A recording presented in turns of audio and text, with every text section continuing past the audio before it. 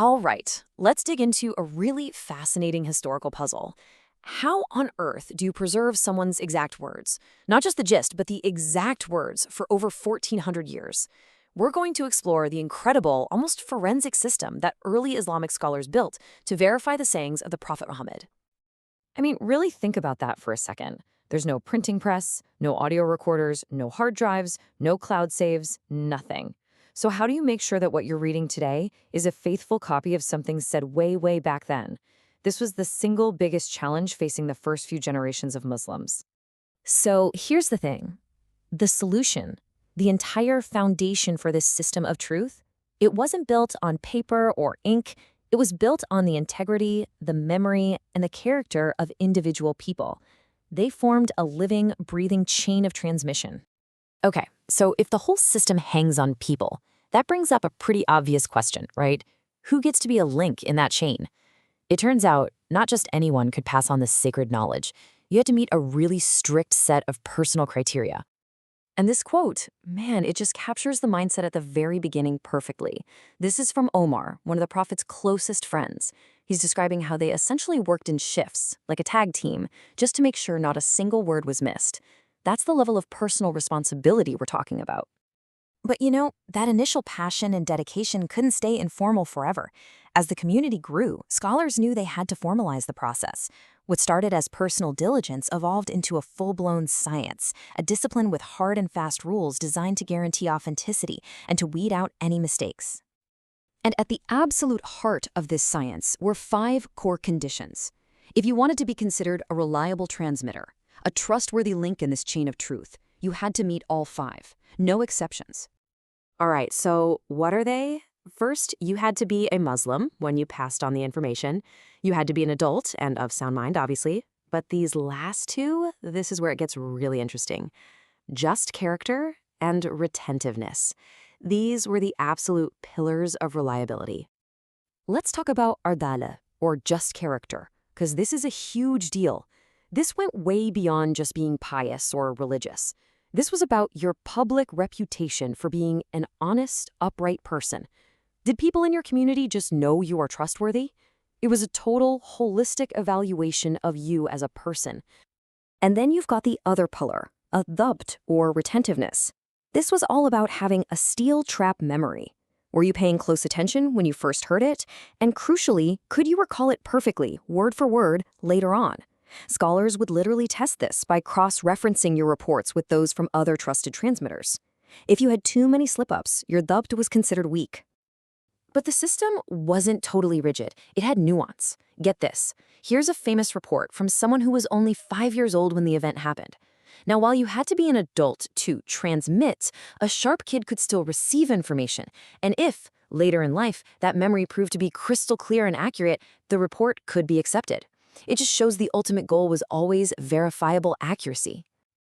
Okay, so you've established a person is reliable. Check. But that's only half the battle, right? The next critical question is, how did they get the information in the first place? And it wasn't a one-size-fits-all thing. There were actually 8 different methods, each one ranked on what you could call a ladder of reliability.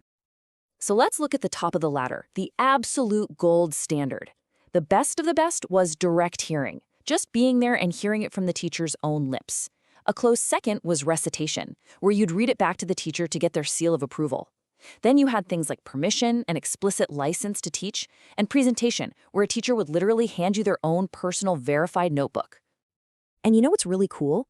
This wasn't some static rule book that never changed. Scholars actively debated the fine points. For example, which is actually stronger, hearing something directly or reciting it back to the teacher, which forces you to be an active participant and get direct confirmation?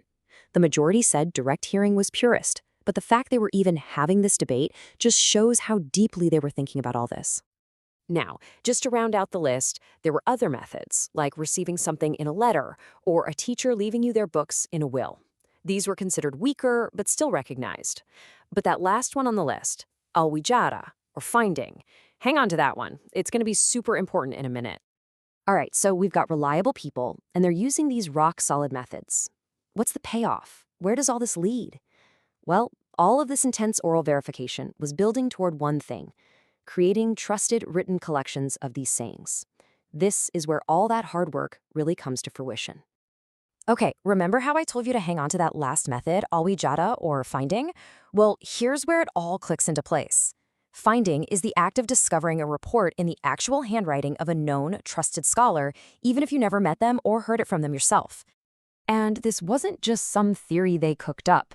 We see it in practice. In one of the biggest hadith collections ever compiled, the author's own son, Abdullah, would introduce reports by saying, "I found in my father's handwriting." He's not pretending he heard it. He's being incredibly precise and honest about his method. He found it in a source he knew he could trust. And that right there is the big aha moment. Once these massive, verified collections were put together, the method of finding became the main way for everyone else to access this knowledge.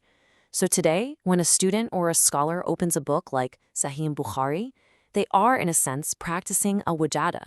They are finding the information in a source whose trustworthiness was built by that entire human chain that came before it. So let's just pull it all together. What have we seen? First, that authenticity always started with the integrity of the person. Second, they built what is essentially a chain of custody for information with ranked methods of transfer. Third, this incredibly rigorous oral system is what paved the way for the trusted books we have today. At its core, it was a system built on verification and a profound sense of personal responsibility.